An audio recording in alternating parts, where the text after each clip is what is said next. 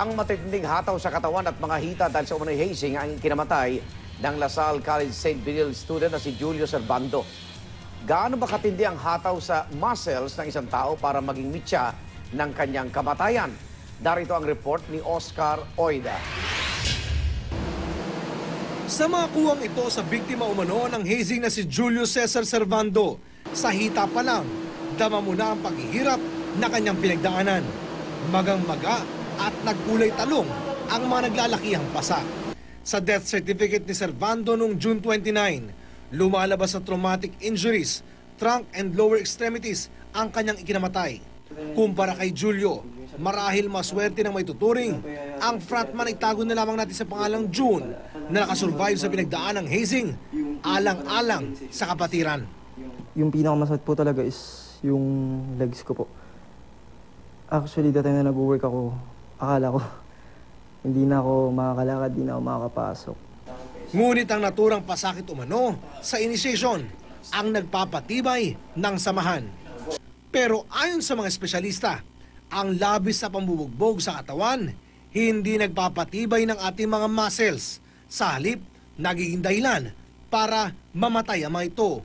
At sa oras na mangyari yun, nagre-release umano ito ng mga tinatawag na toxin. Isa sa mga ito kung tawagin ay myoglobin na masama umano sa katawan. Dapat na si-filter niya ng kidney.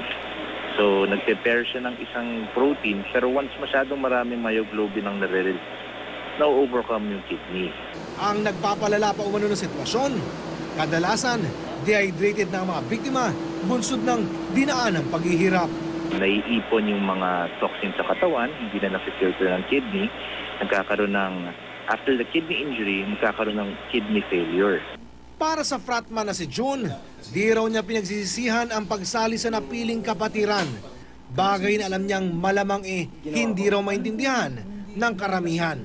Hindi na bago ang mga insidente ng karahasan sa mga fraternity. Noong July 30, 2012, namatay sa initiation rites ng Lex Leonum Fraternity ang freshman San Beda College Law student na si Mark Andre Marcos.